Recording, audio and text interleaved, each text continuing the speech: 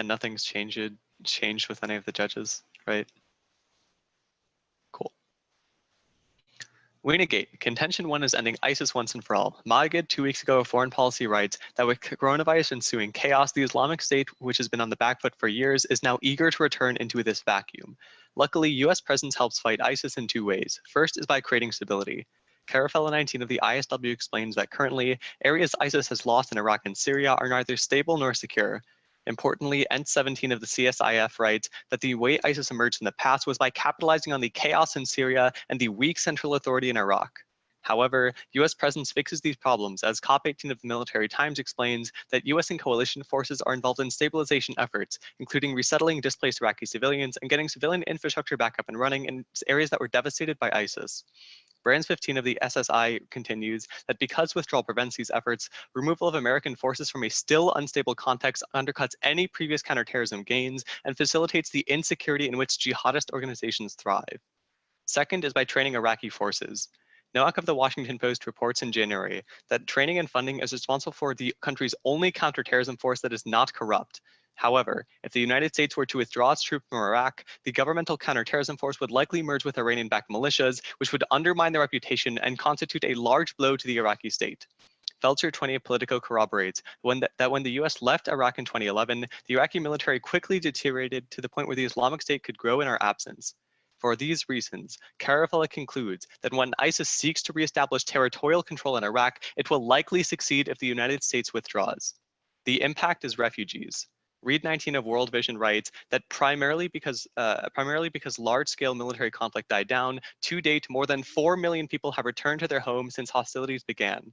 Unfortunately, Reed continues that 1.6 million people still remain internally displaced in Iraq and are in need of humanitarian assistance with poor living conditions. Contention 2 is stopping yet another Middle Eastern war. Currently, Israel and Iran are sworn enemies, with Smith 19 of NBC News noting that Israel views Tehran as an existential threat. Luckily, US presence in the region has thus far kept Israel at bay, but if you vote pro, that goes away for 2 reasons.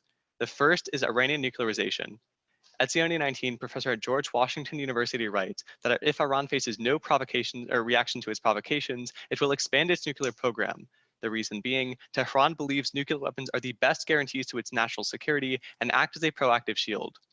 This would be disastrous, as Farley 19 of the National Interest writes that if Iran appeared to be on the verge of nuclear weapons, Israel might well consider a preventative nuclear attack, as Israeli planners would no longer deem a conventional strike sufficiently lethal to destroy or delay the Iranian nuclear program. The second reason is abandonment. Harold 19 of Haaretz warns that Israel is scared of America's apparent desire to quit the region, which would leave Iran with more room to maneuver. Horowitz 19 for the Times of Israel corroborates that the concern in Israel is that America's hands-off approach will encourage Iranian attackers to act against Israel.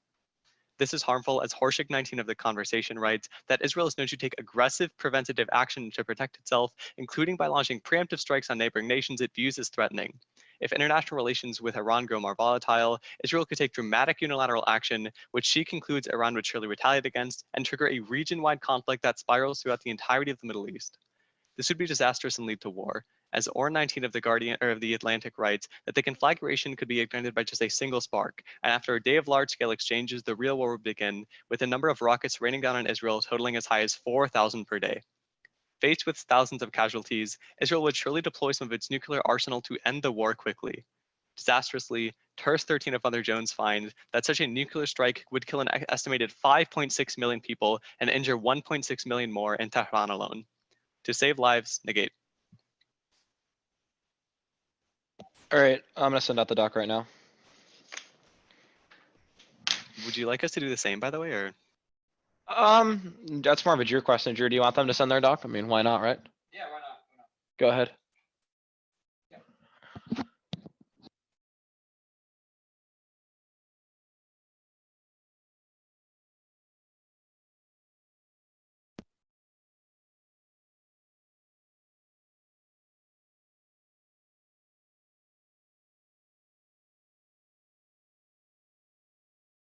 Ours is sent. All right, waiting till I receive it. All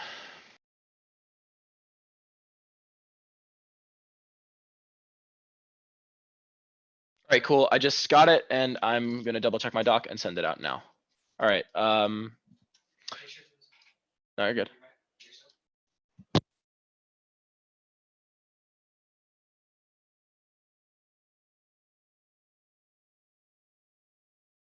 All right, it should be sent. Just let me know when everyone receives it and we can begin.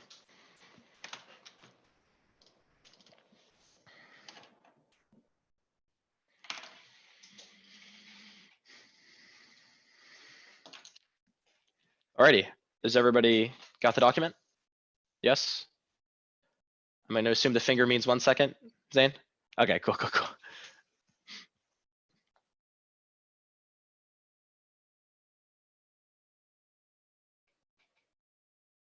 Cool, all right.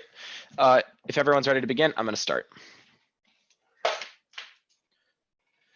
Our first contention is Iraqi international law. The Iraqi government has kicked out US presence, but the US is refusing to leave, and that violates international law on the use of force doctrine. As Jones in 20 finds that a US striking Baghdad has raised serious questions about the use of force. Iran's sovereignty was breached and thousands have taken to the streets, demanding withdrawal. Continued military presence against the wishes of the Iraqi government is breaching international law. A country cannot maintain military presence after it has been asked to leave. As the Iraqi parliament voted, stating that the Iraqi government should end the presence of foreign troops, the US declared it would not discuss withdrawal as their military presence was appropriate. Withdrawal solves US international obligations, as Jones in 20 finds that by refusing to withdraw, the US finds itself in a breach of the UN Charter. A case would be made that this amounts to an act of aggression. It's now for the US to heed the country's request and withdraw troops on the line and with international obligations. The US must demonstrate willingness to comply and uphold its international law. US compliance with international law on the use of force doctrine is key to prevent global conflict. As Worth in 17 of Vanderbilt Law School finds that degradation of UN Charter will weaken prohibitions on use of force, making regional or global conflicts with China, North Korea, and Russia more likely. Relaxing prohibition on the use of force is likely to embolden territorial ambitions of Russia and China, especially in a world of fake news and hair-trigger decision-making. Preventing of conflict has been the core objective of international law, and the UN Charter and Security Council ushered in a long-lasting peace agreement. It has worked to not prevent all conflicts, but to prevent many interstate conflicts. U.S. occupation will be modeled. The risks undermine the entire global system. As Robertson in 18 finds, that violations of international law need to be taken seriously, as great powers have to get along because of the nuclear arms means that these stakes are incalculably high. People make fun of the UN, but everyone should be interested in making sure procedures mean something. It's incredibly dangerous for the US to treat ILAW as a meaningless set of guidelines. If they don't feel bound, why should any other country? The US refusal to play by the rules threatens to create a world in which no nations will follow. Our second contention is Iran. Military presence has created an escalating spiral of aggression that threatens Miss Hawken war, Rendon 14. Where negotiations might succeed, they are often undermined by threats. As each side's behavior is interpreted as aggression, the result is a spiral model of conflict. The risk of each independent conflict is real, and repeated threats heighten misperception and miscalculation and increase the risk of accidental conflict. A small-scale accidental military encounter could easily trigger a much wider conflagration. Right now is key. The Soleimani strike puts us on brink. Shannon 20. War with Iran is not inevitable, but the U.S. must change course, as rapid escalation was manufactured by the Trump administration. As Trump chose to perpetuate an act of war by killing Soleimani, the violence that has ensued may easily escalate into a shooting war. Withdrawal forces new regional security frameworks. Ultrason 20. There has been no alternative security arrangements to U.S.-led structures, but disengagement of the U.S. force may change this. Proposed new frameworks which call for the removal of foreign troops, involvement in the UN and Arab League are ultimately sufficient to resolve regional conflict. Those frameworks are key to U.S. negotiations with Iran. They overcome the failures of the Iran deal. Ultrason 20. Multilateralism of the Gulf security architecture could overcome divisions between Iran and the United States. GCC states are likely to demand greater involvement. A new security framework for negotiations could manifest into a more pragmatic approach into Iran by comparison military intervention. A new security framework encourages Gulf states to provide an off-ramp situation that solves escalating tensions, including sanctions. Abish 19. What is needed is to avoid conflict as an off-ramp from the current path of confrontation in which maximum pressure is being met by maximum resistance. The Gulf Arab call for diplomatic path with Iran may now begin to resonate. Dialogue among Arab and Irani parties could de-escalate the war and expand the discussions of maritime security. It could also yield compromises for sanction relief, and allies could formulate policies to help achieve shared goals without devastating conflict. Even conventional war could be disastrous. As Chervansky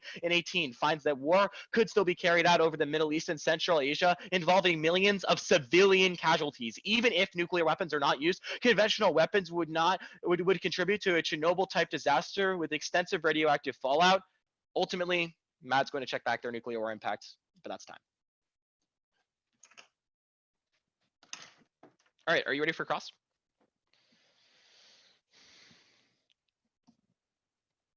Your mic's muted. I didn't hear what you said. Sorry. Oh yeah, you're good. You're good. Yeah, we're ready. All right. Do you want to have the first question? Considering yeah, of course. All right. Starting now. On your first contention, you say that Iraq voted to kick them out. Was this a binding or non-binding vote?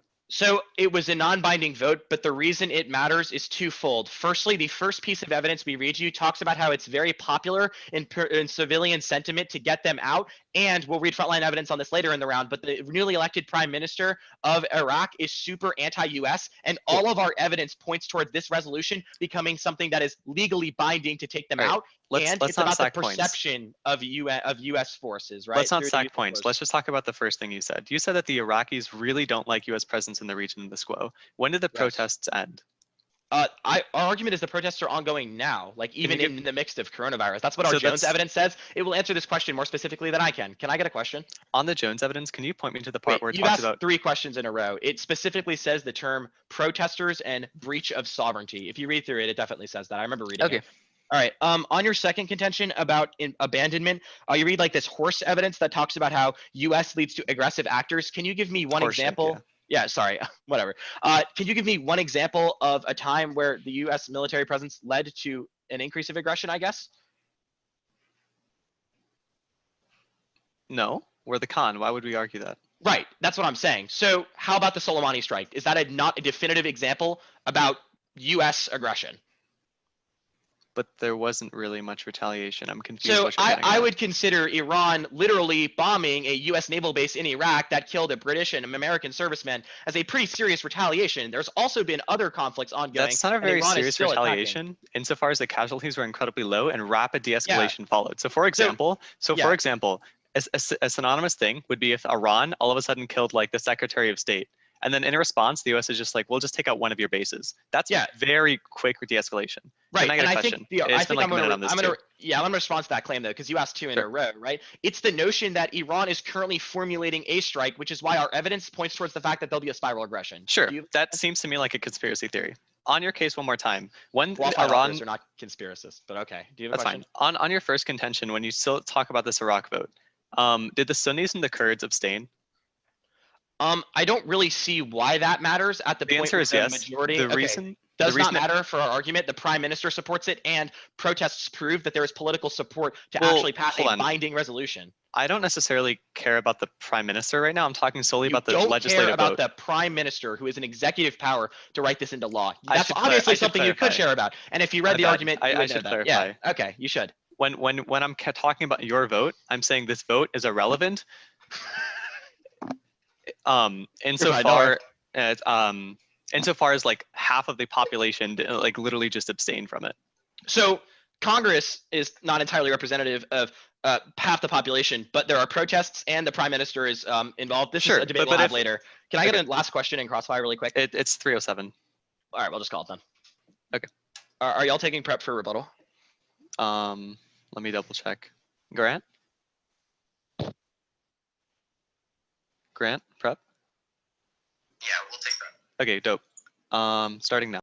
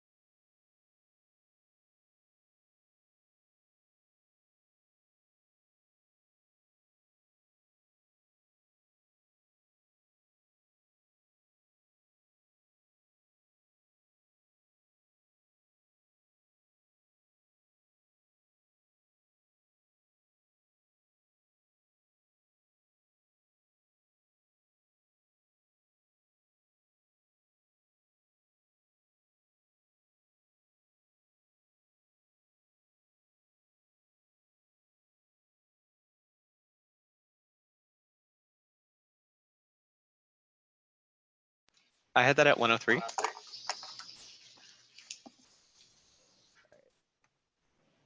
Yeah, it'll just be down there, case.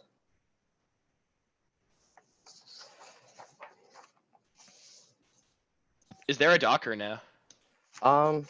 Yeah, most of it's not gonna be a doc, but I can fine. send you what I have. We can just call for cards after to make it easier, so you don't have to do it twice. We're good. Okay, cool. All right.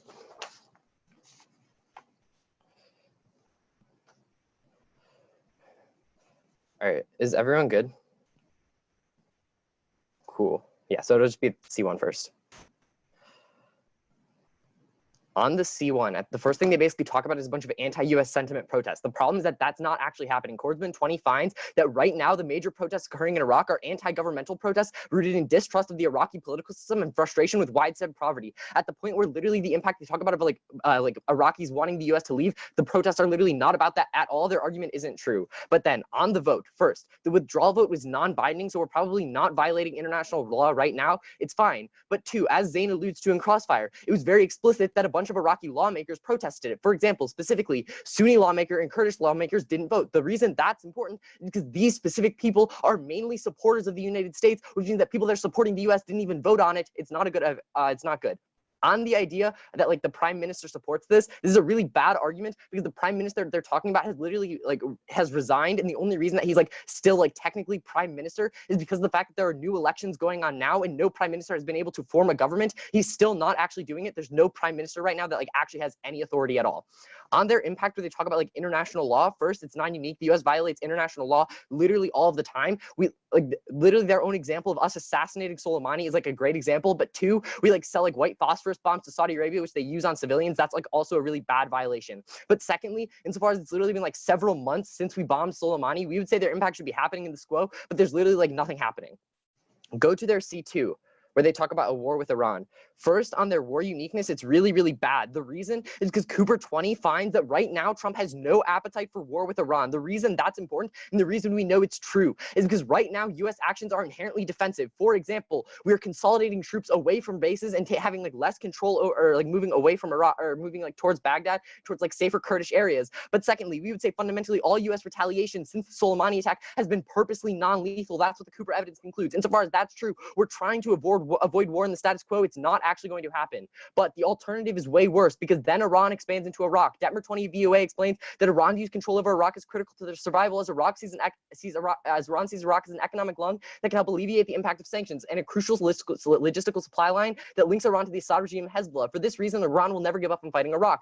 Voting pro ensures Iran controls Iraq. Middle 19 of Military Times explains that the U.S. must maintain military presence in Iraq in order to counter Iranian influence. Importantly, for this reason, Jihad 20 war on Iraq explains that a U.S. withdrawal would allow Iran to gain increasingly vast amounts of influence in Iraq. That's bad for two reasons. First, Jihad continues that increased Iranian influence would lead American hawks to treat Iraq as an enemy and push Trump to sanction Iraq. This would be devastating as Court Right 01 of the Nation finds that sanctions on Iraq in the 90s killed 227,000 children. Second is the Shia Crescent. Knoebel 20 Miami Herald writes, the so-called Shia Crescent stretching from Iran towards Iraq would be established if Iran could get control of Iraq. The establishment of this crescent would be bad, as Wehary 17 of Oxford writes, that it would challenge the status quo of Western Sunni dominance in the Middle East and could have cascading effects across the region. Shia-Sunni tensions could reemerge, which would propel the possibility of Shia-Sunni conflict even more. That's why Kader of INN writes that would be bad, as Kader of INN writes that the ongoing political wars between the Sunni and the Shia are still causing many thousands of deaths on the 8-year, many of thousands of deaths.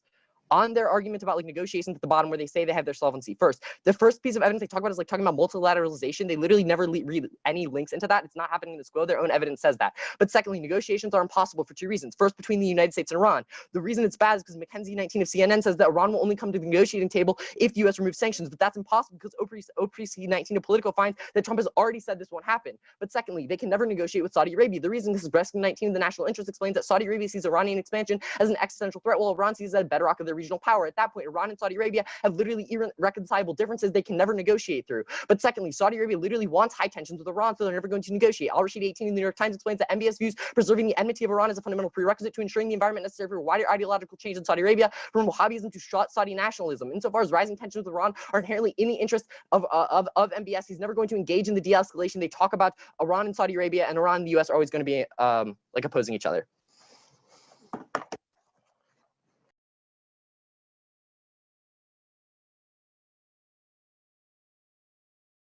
You mind if I call for a few pieces of evidence? Yeah, go ahead. Cool. Can I call for like Iran will definitely go into Iraq? I think it was the first two evidence you read on that turn. And then can I also see that Saudi Arabia won't negotiate? Did you miss anything? I don't think so.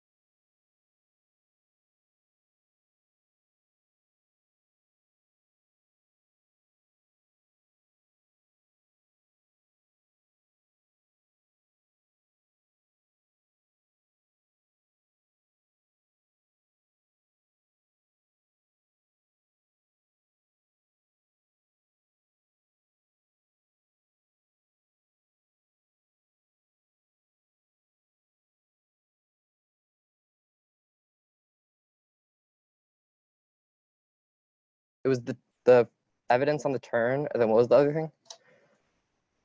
Saudi Arabia won't negotiate. Yeah, wait, do you want like existential threat and like differences, or do you want the MBS thing with ideological like change, or both? MBS is cool.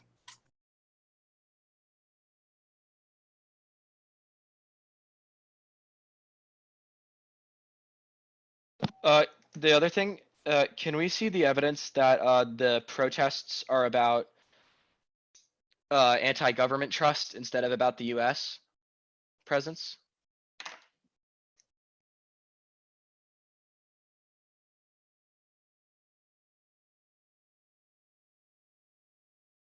I think it was Cordsman.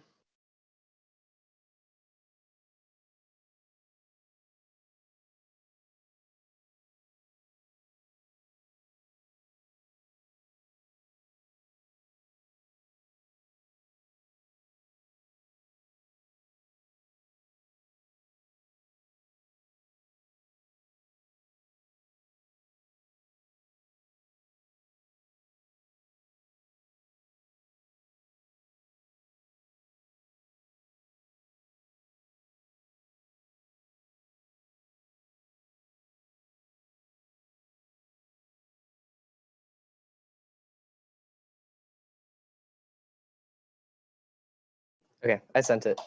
The first 3 cards are the turn, which so it's like Iran wants Iraq, then they'll gain influence, and then the next 2 cards are what you asked for.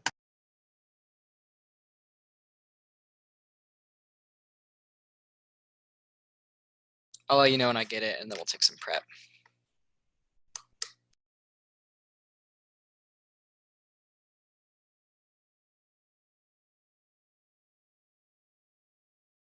We got it. About to start prep.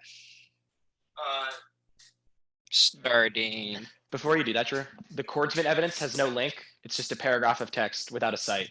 Do you mind sending me the link to that article? So I can read it? Yeah, go ahead. Thanks I so got much. you. Thanks so much.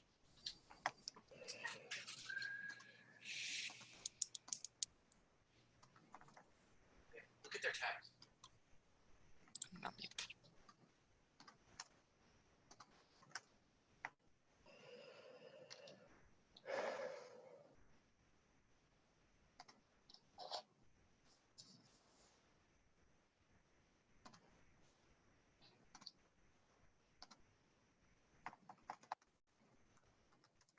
Wait, do you want the link on anything else? For me, I just want the Cordsman evidence. I think that's fine. I sent it.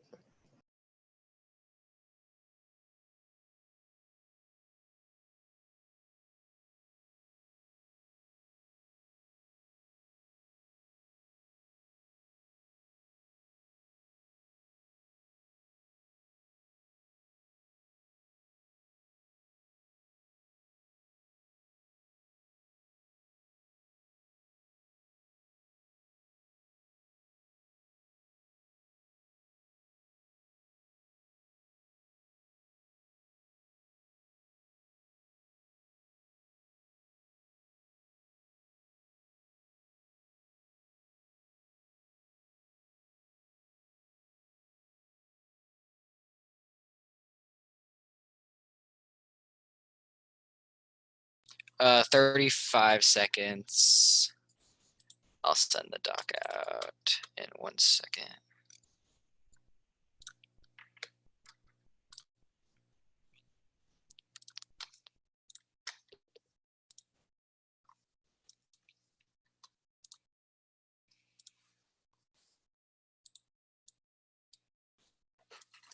Let me make sure this is the right doc before I send it out.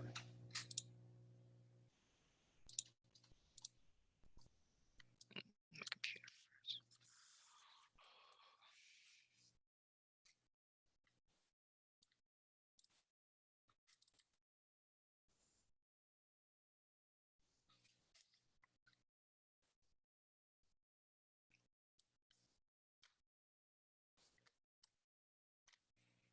It was not the right doc. Actually, I'll just give my speech. I'll send it out after. Okay.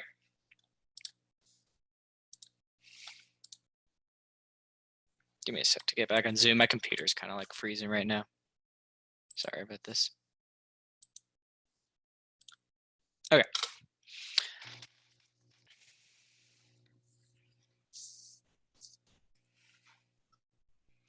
Starting with RC1.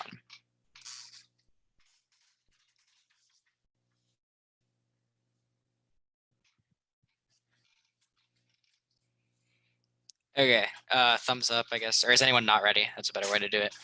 Okay. Start on RC1. They say there are other protests. Even if that's true, there's still a lot of protests that are against this right now, and the prime minister is going to follow through, which is what our evidence says. But secondly, this would be a reason they would be protesting against the government because they're not kicking out the United States. Then they say it's not binding. First, Winter in 20 finds there are 3 reasons it's become binding. First, there's massive support for it, and there's massive support by the Iraqi people in the country. Second, the prime minister that was newly elected that they talk about wants to follow through on this. And third, there's past precedent for that even if they are right, it should still fall through, and it would still be the breaking the international law. They say many people didn't vote. That doesn't matter because it's still breaking international law, which is what other countries follow. Then they say the prime minister is like not a government. Our argument is that our argument is that the newly elected prime minister, which is what our winter evidence to make it international law. Then group the next 2 responses. They say the U.S. violates international law all the time, but our worth evidence says that's not on the specific UN Charter of use of force, which matters. That distinction is really important because that's the violation that prevents us to going for war. Then they say it happened months ago. 1, that the prime minister needs to legitimize it to make it a breaking of international law, and 2, it's a scalar impact. There is now an incredibly high risk of all these conflicts breaking out. Russia could become more expansionist and withdraws the United States in the region. They could attack Crimea. China could become more expansionism in the region, invade Taiwan, anything like that. All options are on the table, which is incredibly bad and leads to, in turns, all the arguments they talk about. Our second contention, this first, they say that we're not appetited for defense right now. That's because we just attacked. We're waiting for the Iran response to go back. Then they say Iran wants to go into Iraq. That's 1, because they want to get the U.S. troops out of the region, which is why they would expand in the region. But 2, their sanctions impact doesn't make a lot of sense because Bear finds that the United States won't actually sanction them that we talk about. And 3, our evidence says that United States presence in Iraq specifically leads to destabilization. They talk about, which means none of their arguments make sense. They say no link. We do have a link. Our Ulrich evidence, the first evidence we read, creates multilateral security operations. They say that negotiations are possible with the U.S. 1, it's multilateral, which means it's not bilateral. And 2, our evidence from Abyss says that we can get rid of sanctions. Their next 2 responses are about bilateral, which don't apply to multilateral treaties. Go to their case.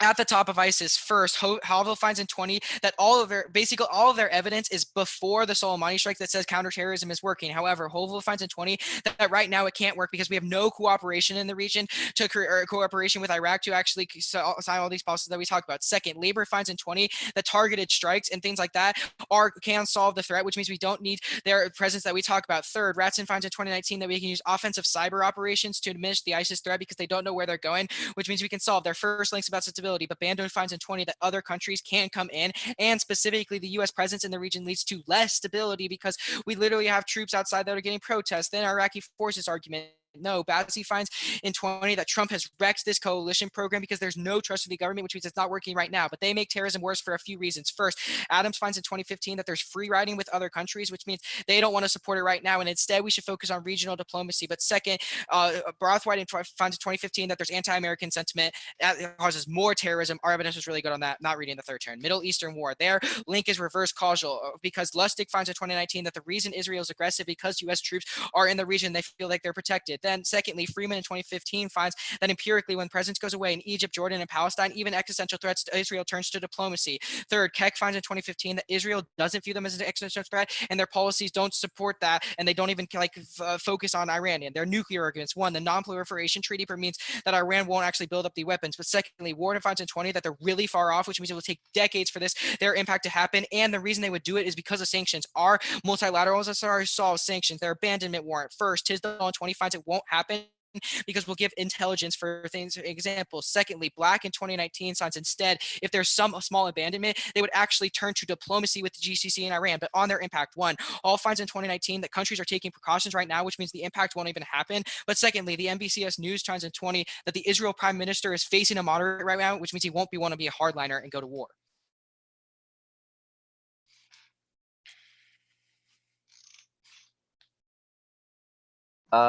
We want to call some Ev. Can we see whatever card you read? I think it was like Snow, maybe, that said, or like Winters, that said Trump is going to get rid of sanctions or like is willing to or something. That's in case Ibish. Ibish. Okay. Ibish, yeah. And then can we also see that Israel turns to diplomacy? Yep. Cool. Thanks. One more thing I wanted to see on when you were frontlining, you said that the U.S. did violate international law when kicking out or when the vote happened. Can I see that part? That's our case evidence, the Jones evidence, I think. Which part of it though? Yeah, I can read you a sentence actually. Continued military presence against the wishes of the Iraqi government is a breach of international law. That's a quote. It's like the first paragraph. And my bad. What was the evidence you wanted that was not in case they turned to diplomacy, right? Yeah, Israel goes to diplomacy. Okay. Do you want the one that they'll do it now or they did it past? Or both? Both is fine. Cool. One other thing, Keck saying that Israel doesn't actually view them as an existential threat. Okay.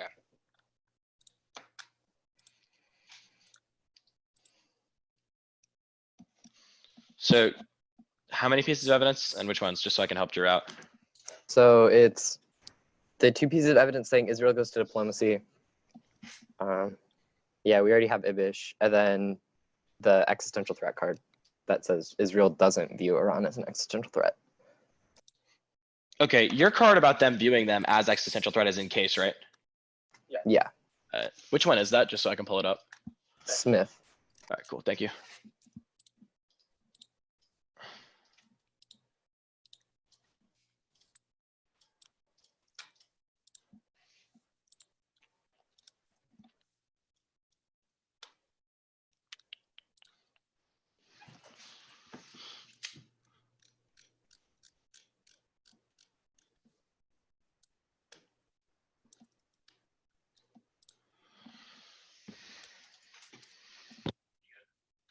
Yeah, I'm getting the last card right now. Sorry, there was a problem with the doc, which is why I didn't even send it out in the first place. So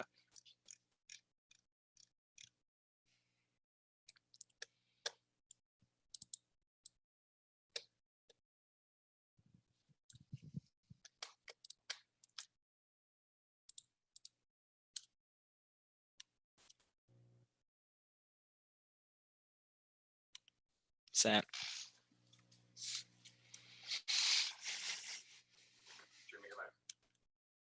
Yeah, give me a second.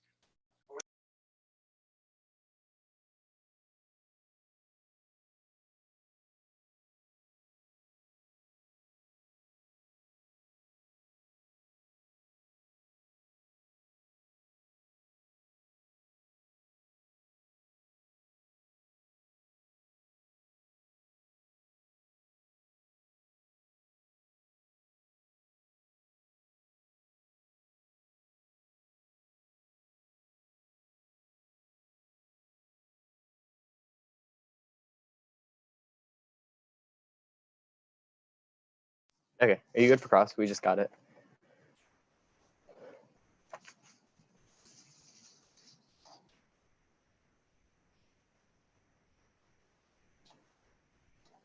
Are you good for cross? Yeah, I forgot about cross. Okay, cool. I'm ready. All right. Yeah. Okay, so let's talk about elections. On Iraq, you say that the new prime minister, like that's been elected or whatever, like is like anti-US, right? Yeah, and he's gonna like Okay. fulfill the Has thing that we talked about. has any Iraqi prime minister nominee been able to form a parliament or like a government?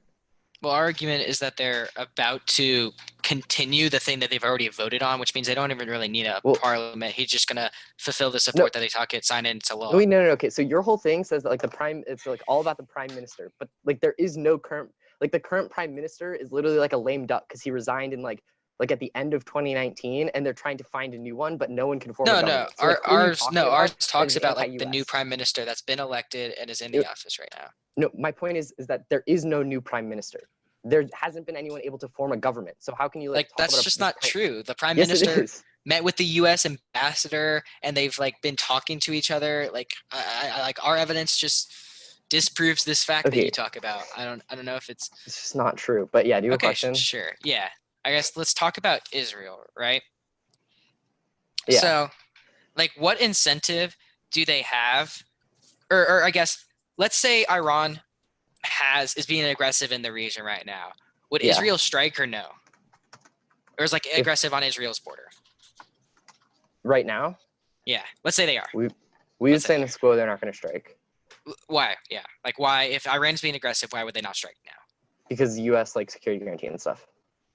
Okay, sure. You Like can have a they question. feel safe because the U.S. is there. Yeah, I got that. I was just making. Okay, so Kinda correct let's go question. back to the prime minister thing. On March Sure, yeah. 17th, they like appointed a new nominee, and it's like this Al-Zurfi guy. Is this the person you're talking about? I mean, let me look at the evidence that we talk about. Al-Zurfi? Yeah, like he's the new nominee. Wait, I'm pretty they sure he literally already had a also prime failed too. minister. They had a prime minister. Like what? No, but like my point is the prime minister you're talking about resigned like a long time ago. No. Then they had a new prime minister. Yes, Just a quick Wikipedia search will resolve this for you. Like, Yeah. I can Wait, explain okay. it in my speech if you'd like. Sure. Okay, wait. Also, let's talk about elections in Israel. You say that like Netanyahu is facing like a moderate. Isn't he like kind of clobbering Benny Gantz right now? So like, why does it matter? Well, Like in our the argument, election.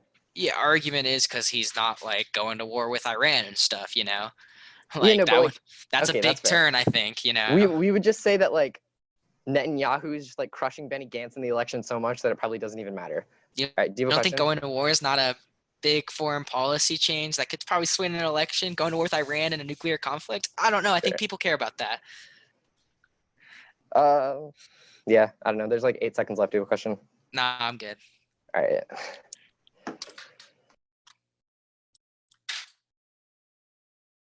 Okay, we're gonna take prep once Zane gets his like timer ready.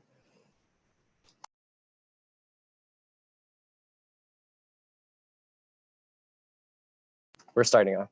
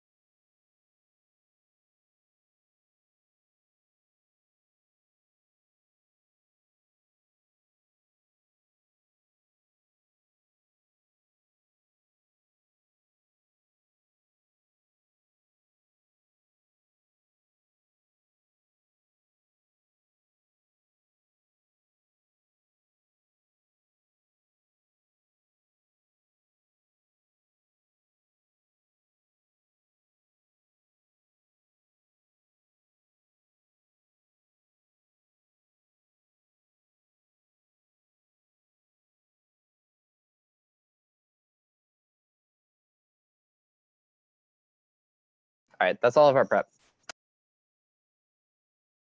Cool. Mm. I'll be starting with their case actually. It's easier. Everyone good? On their case, on their first contention, they say that Iraqi sovereignty has been violated and that there's tons of protests in the status quo. That's not true. The conceded coordinate evidence tells you that all of these protests are anti-governmental, not anti-United States. In response, they say two things. The first thing they say that it's actually they're protesting the government because the government's not kicking out the U.S. That's not true insofar as they're protesting things like economic instability and a lack of governmental strength, which is very specific in the coordinate evidence. The second response they gave is that it's actually anti-U.S. Protests and that those are still going on. That's not true. Their evidence is from February, which was literally just weeks after the Soleimani killing, which is why you're not seeing, if you Google it right now, there's literally no evidence to indicate that there's anti-American protests in the status quo. The second thing they say is about this like prime minister shenanigans, but the prime minister already resigned. Like Abdul Mahdi is like no longer within the Iraqi government. There's no reason why he has anything to do with that. Insofar as like elections are happening in the status quo, their evidence here is really, really bad. This on their solvency, they say that international law is really important, but the fact that we literally assassinated Soleimani on Iraqi soil shows that this military use of force is probably like non-unique anyways. It probably doesn't even matter because like papers aren't that important. Go to their second contention. At the topics in the Cooper evidence, it says that there's no appetite within the Trump administration for war with Iran and the status quo. Insofar as that's true, it doesn't matter if like Iran's incredibly aggressive, the chance for miscalculation is incredibly low. On the Denver evidence, what we say is that Iran sees Iraq is very crucial to its economic survival and with regards to sanctions. They say that something about like troops and that's the reason that we're sanctioning them. That's not true. It's literally about their economic survival. The reason that this outweighs their warrants is because survival will always come first as far as Iran's intensive go. The next in the middle and jihad evidence, which says that the United States presence within Iraq right now is the only thing deterring Iran from getting more political control, which is why jihad concludes that if you vote pro, Iran will have political control of Iraq, which is bad because American hawks will then view Iraq the same as Iran and then sanction them, killing 220,000 people. They only give you evidence saying that we won't do the sanctions. That's talking about completely different sanctions if they kick us out. On their solvency is incredibly bad because the conceded McKenzie evidence says that Iran would only negotiate if the United States ends sanctions. That's literally means that like no solvency there. From Saudi Arabia's perspective, that also won't happen because A, Saudi Arabia views Iran as an existential threat, but then B, the Al-Rashid evidence tells you that tensions are incredibly good for Saudi Arabia because it's the only way to increase Saudi nationalism because they have to preserve the enmity of Iran. Go to our case. On our C1, they read a couple of terms. The first is that troops decrease stability because of protests. Insofar as we dealing protests on their case, it doesn't matter. Then two more turns. On free riding, this is like completely not very well warranted. I don't even know what free riding means. Their explanation is really poor and rebuttal. Don't let Tyler do some fancy stuff in summary. The third turn they give is about anti-American sentiment. PolitiFact tells you that the root cause of terrorism is lack of economic opportunity. On our second contention, we tell you the Smith evidence right now that Israel views Tehran as an existential threat. Their evidence is much worse on the question. It doesn't even use the word existential. Then they scrolling down to our second warrant about abandonment, the Harel evidence is very clear saying that Israel is scared by America's apparent desire to quit the region, which gives Iran more room to maneuver, which is why Horshik tells you that Israel is known to take fast and aggressive action when they feel abandoned and thus retaliate. They give you evidence about from Tisdale, but the alliance like is broken in the status quo, so that doesn't actually matter. And then insofar as like Israel turning to diplomacy is concerned, that would never happen insofar as like the prime minister is not going to win. Like he'll get 19 seats as opposed to 40.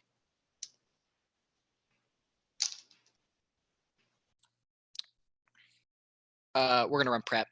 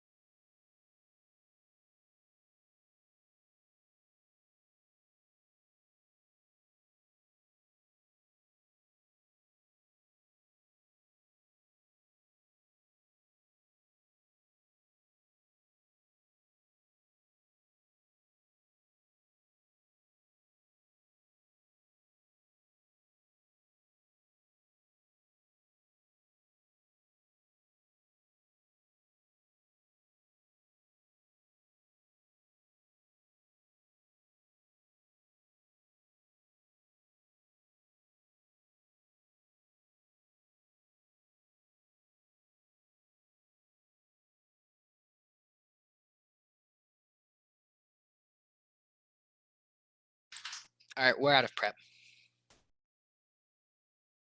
All right, the order is going to start on our first contention about international law, our second contention about Iran, and then it's going to be quickly on their first contention into their second contention. Is everybody ready to begin? Guys, got a thumbs up from everyone really quick. Sorry, Zoom. All right. Let's get this party started. Give me 2 seconds. All right. Is everybody good to go now? Yes, okay.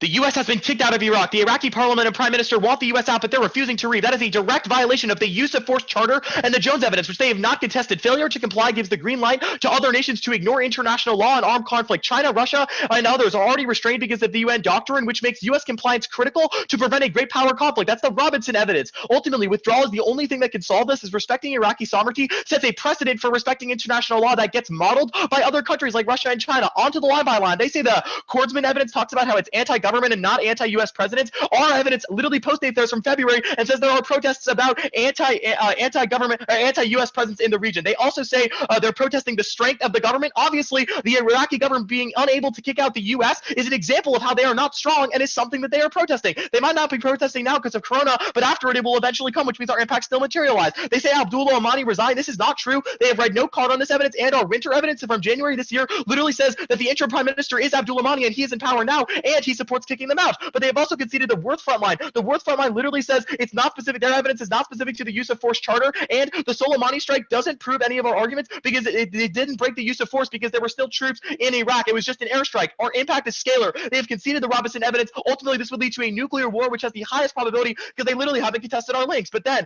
on this stuff about Iraq, they have given 2 turns. First is that Iraq is going to expand for political conflict and that Iran wants Iraq. However, this is just simply not true. They're going to expand in a world with U.S. military presence because they see it as a safeguard. They're going to expand to the United States.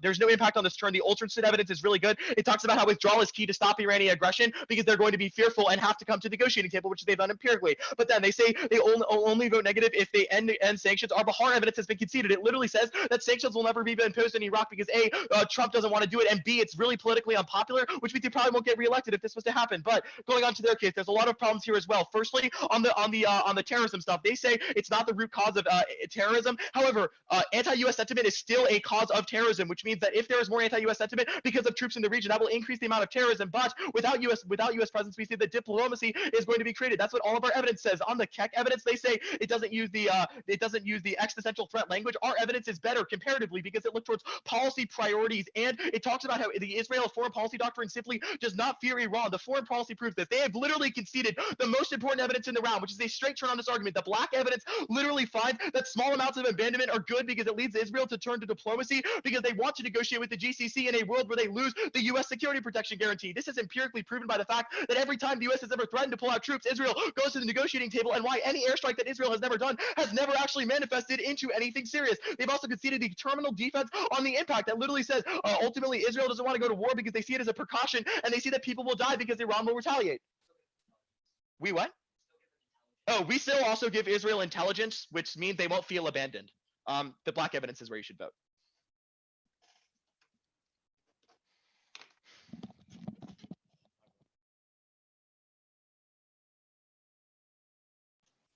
All right, ready for cross? Yes. All right. So let's clear some things up about sanctions. Your card saying that Trump won't do sanctions is talking about what type of sanctions, for what reason, on what actor? It's sanctions on Iraq. It doesn't just talk about one factor. For what reason? Well, it doesn't really matter the reason. No, it's no, still it talking about definitely Iraq. does matter the reason up. because our argument is Yeah. very specific to United States hawks viewing Iraq Yeah. the same way they view Iran once Iran gets more political control. Your No. evidence is talking about Iraq voting to kick out the United States and the US retaliating. Actually, Doing it completely doesn't. different things. Hold up. It doesn't. One, and Okay, if it doesn't, then Hold what's up. the reason for sanctions? yeah. I was gonna get to that. So you tell me yourself that it's just like they fear Iran, right? If we remove What? troops, like, wait, hold up. What is your, Who fears Iran? What do you mean? what? Who fears Iran? Like the Hawks, they fear Iran, right? Oh yeah, sure. Or like we don't like them, not really fear. Yeah, sure, fear.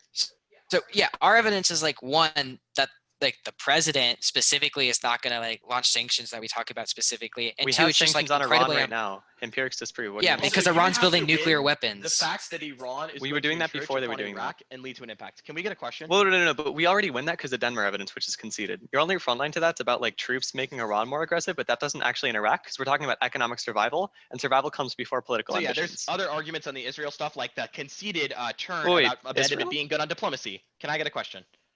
I was talking about Iran and Iraq. But yeah, go for it. Okay, that's fine. We spent a lot of time on this. Okay. So you have said at the bottom that Saudi Arabia wants high tensions. Does this function as a turn? Or is it just defense on Iraq? It's defense on the fact Okay. that Saudi Arabia will never do anything to aid. Okay, so I guess my question is, what incentive does Saudi Arabia have to keep tensions high? Well, first of all, this has been conceded in summary and second rebuttal, so you probably shouldn't be able to. Yeah, find but any you can great still costs. answer my question instead Yeah, of I taking can, it I out, absolutely right? So, can. So the Go answer for it, Okay, Grant. cool. is that the evidence basically explicitly says that MBS has like this widespread like goal of having an ideological change within Saudi Arabia from Wahhabism to like this like military Saudi nationalism. And it explicitly says that he views like preserving the enmity of Iran as like a prerequisite to that change. Okay, that To makes sense. clarify, Do you have all the question? enmity as in like making Iran the enemy. Yeah. Okay. On your case one more time. So this on your second contention, can Sure. you explain just the impact scenario? Suppose you win the link level. Supposing we win the link level, our argument is that Israel, yeah, well, our argument is that Iran is escalating now. There is a risk in the world of the affirmative that post-US military withdrawal, Iran has to pivot towards negotiations. That's what the Okay. Ultrason evidence says. It talks about frameworks, and that was Cool. extended. In that case, one more question. When you Yeah, talk of about course. negotiations, Yeah, is the US going to remove sanctions on Iran anytime soon? our evidence. Oh yeah, actually, honestly, Zane, our evidence is really good on this. Read it. Like it literally says we will remove sanctions from Iran. Like that's a quote from our evidence. I know it sounds crazy. Wait, but the it says it. IBISH evidence? I don't know if it's the. The The IBISH evidence they told us to look at in Crossfire is literally terrible. It says that like it could work if the United States removes sanctions, and our evidence is very explicit that they're never going to do that. Okay, sure. Is that time? You guys don't go for it. It doesn't matter. Wait. Yeah, they do. Could yield compromises for sanction relief. That's time. Are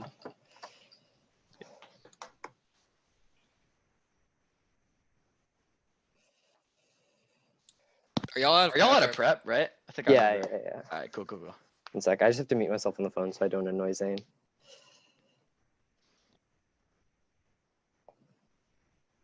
Okay. It'll be like Israel, terrorism, Iraq, Iran. I guess I'm covering everything, but it shouldn't be like very long on my case.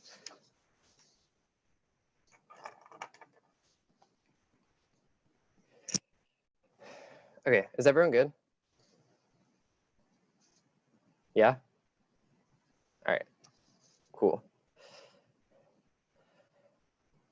On Israel, they read a whole bunch of things about like precautions and stuff that prevent war. Sure, that's fine. We'll concede all of it. This kicks out at the turn. On terrorism, we'd say all of our sanctions impact that we're going to go for outweighs because sanctions destabilize Iraq, which causes terrorism. The link that like instability causes terrorism conceded, we outweigh. On Iraq, the most important thing is the Kordsman evidence, which they say they post-date, which isn't true. Our evidence is from this March. What's really important is it finds that like all the protests right now, and if you like Google it right now, are about like anti-governmental protests, about the government being like super bad at like promoting good economic growth and being extremely corrupt. They literally have nothing to do with the United States. Like the idea that Iraq wants to kick out the United States right now is like entirely illegitimate. But secondly, we would say that fundamentally like the vote doesn't mean anything, which is why the Kordsman evidence is more important. The reason it doesn't mean anything is because we would tell you that like fundamentally all of the lawmakers that would have voted to keep the United States in protested the vote, like the Sunnis and the Kurds. That's really important because that means you don't like evaluate any of this. And on the like prime minister thing, the prime minister has no power right now. He already resigned. There's no like current actual power prime minister that has any power to keep the United States out. But then on the bottom, it's entirely non-unique. Remember, Zane tells you that we're already like violating international law through use of force by literally assassinating Soleimani. It doesn't matter. But secondly, like why isn't there impact happening now? It's pretty silly. On their C2 about Iran, this is how we're going to win.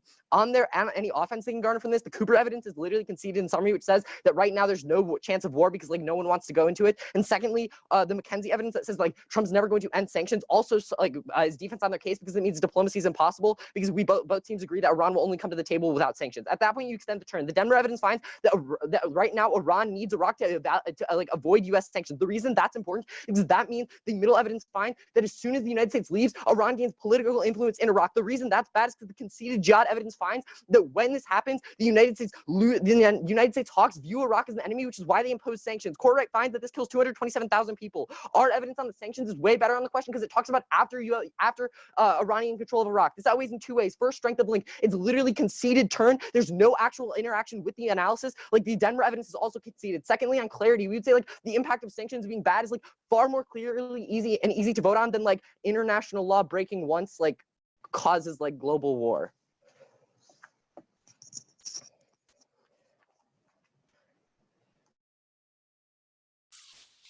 Let me know when everyone's good.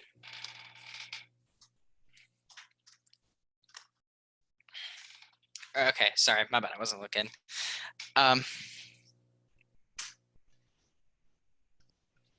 Okay, it's going to be starting with terrorism, I-law, then their turn on Iran.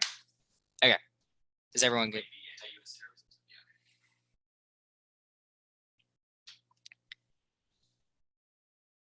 A very easy place to vote is the terrorism turn. They have no responses in the final focus that terrorism will rise if we don't have U.S. or terrorism will rise with U.S. troops in the region due to anti-American sentiment. That outweighs one because of probability. It's happening right now. You don't know what's going to happen with Iran and Iraq, and we have conflicting claims on this too, is that it is a turn. It is a reason that we would put sanctions on Iraq is that if we see it as destabilized because of terrorism, then we would do it. And third, it's just really easy place to vote. There are no responses on it. I-law. The first response is that there is like protests that are happening right now. Realize at the top, it doesn't matter what the protests are for because our evidence says that new interim prime minister is going to enforce it. No, who cares about the people that we talk about? That doesn't matter. But secondly, we would say anti-government protests are encompassed with our Jones evidence that says it's literally due to things like they have anti-government protests because they're not kicking the United States out. They don't trust the United States. That's a reason they would protest and their evidence doesn't account for it. Then they say the vote doesn't mean anything. One, our evidence says that right now the prime minister is going to enforce it, which means it does mean something. Then they say the prime minister can't do anything. No evidence on it, but our winter piece of evidence says that they literally can come. The new prime minister, which is the interim prime minister, not the prime minister they're talking about, is going to enforce it and can do it right now. Then they say use of force should have already been assassinated. One, again, no evidence on it, and our evidence is about a specific UN charter that Soleimani didn't break. It's staying in a country after we've been told to leave. This is really awkward that they conceded all of the impact scenario that it prevents great power wars from happening between China, Russia, and the United States. That massively outweighs on magnitude because it leads to things like nuclear war between or like large conventional wars between the country, and definitely destabilizes Iraq because it would be a generational war on Iraq. They have not responded to the Bahar evidence that says that that Trump will not sanction Iraq because it's or all the hardliners won't sanction Iraq because it's super politically unpopular in an election year and they don't want to receive international isolation. They just say they're expanding because of sanctions. The reason they're expanding is because they want to use it as leverage to get U.S. troops out of the region, which means if we remove U.S. troops, they're not going to expand. There's pretty good defense on this argument that we talk about, and it's incredibly improbable as it's never happened in the past. The Bahar evidence is super good. No way sanctions happen.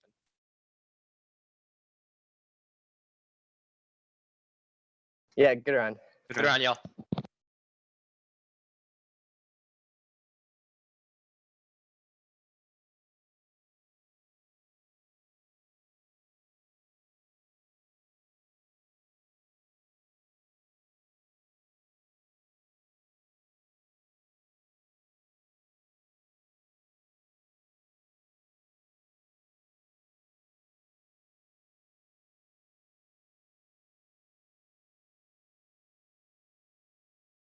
Just so everyone knows, we have one of those Florida thunderstorms that's coming through the Orlando area right now, which always puts our electricity and internet at risk. So if all of a sudden, I've submitted my ballot already, but if all of a sudden I go bye-bye, that's the reason. Okay.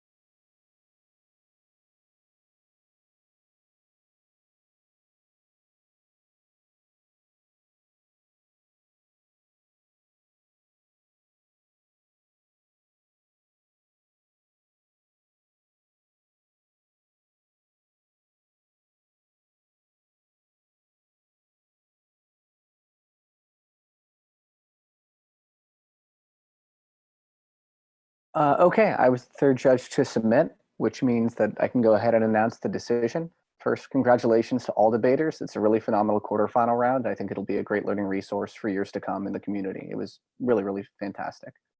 So this is a 3-0 decision for Hawken on the con. Congratulations to both teams. Would either of the other two judges like to start? I'll start just simply because of the peril I may be in, if that's okay.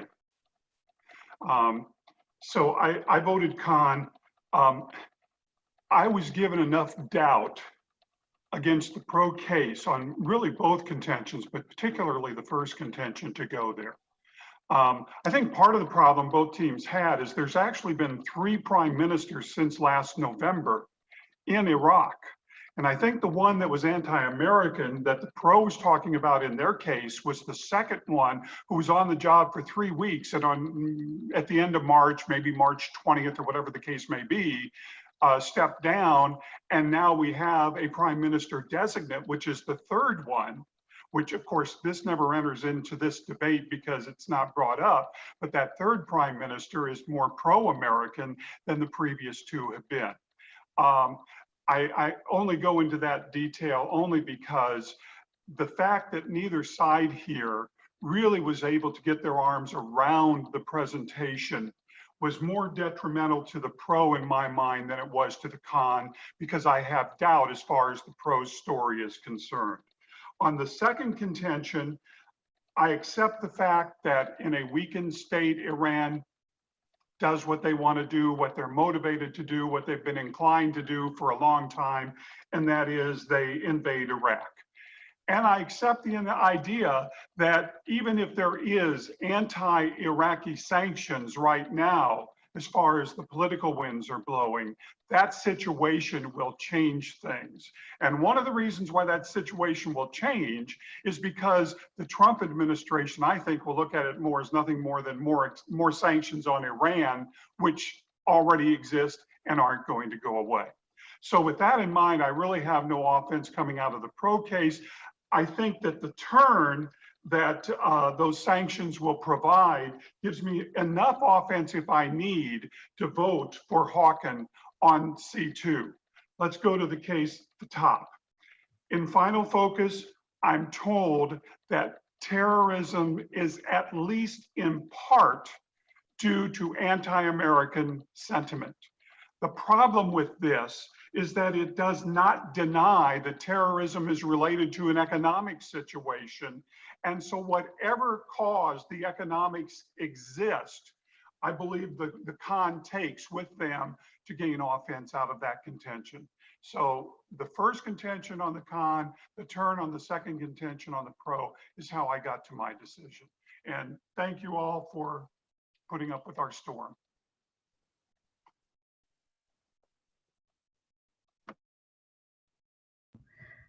Okay, so I basically don't disagree with anything. I came to the decision the same way. I see that on international law. I'm like going back and forth between this protest thing, except the NEG has given me enough like proof that the probability, at least, like they've at least told me that the probability of the pro side happening is very low. But even if I buy that the United States has broken the charter, I lose the impact because you bring it up in final focus, but I lose the impact between the US charter being broken, and I can see why maybe the Iraqi prime minister might retaliate. Like, even if I did that work and bought that all for you, I don't see anymore why the China and Russia will go to war. So that was just a comment I had. And then the same, on Iran, I buy that when the United States pulls out, we're going to put sanctions on Iraq, and I see a clear impact there of the 200 million people. And based on what I think is more likely to happen, I also vote there. For terror, I give it to the neg, except I can believe that the increased terror is there because, as the previous judge said, the anti-US sentiment doesn't really do anything. But I think that in terror, I also don't have that impact anymore. I didn't really hear it ever after case about the refugees. So even though I give it to you, I don't see much weight in it. So yeah, that's about it. I'll go real fast. I saw the round pretty similarly to my co-judges. The narrative for me is the US pulls out. What happens to Iraq and Iran? It seems like Iran has an incentive to go into Iraq to survive the impact of continued economic sanctions on them. It's conceded that Trump will always sanction Iran, pushing them to desperate measures, so maybe they keep expanding in Iraq. So at that point, there's precedent that the US will sanction Iraq. Done it before. They killed 220,000 kids. The defense here is that Iran is only expanding because of US presence, and that Trump wouldn't sanction Iraq if they expanded because it's not politically popular. But that seems less probable than the alternative reason that Iran would have incentive to expand, and the notion that Trump always goes out of his way to sanction Iran.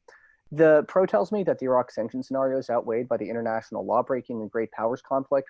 I don't get when the link is supposed to trigger or how, and I get that the UN Charter about staying in nations is different from the Soleimani assassination, but the link story just isn't there for me, and the magnitude of weighing, given the lack of clarity, isn't sufficient to persuade me.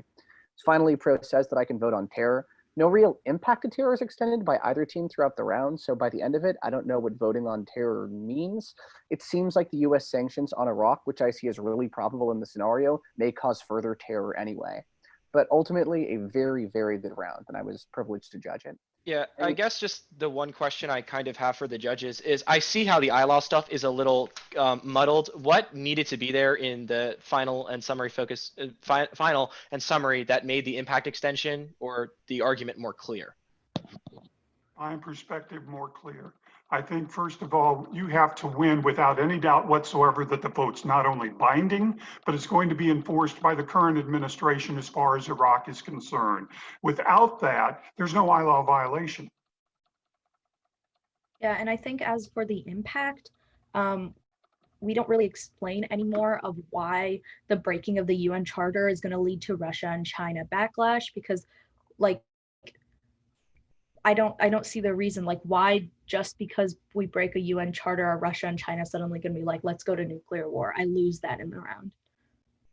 I agree with that. I think that it might have been read in rebuttal, but there's like a scenario about Crimea. There's another scenario about expansion. It's not clear like what the scenarios are. I'm not sure how to weigh them.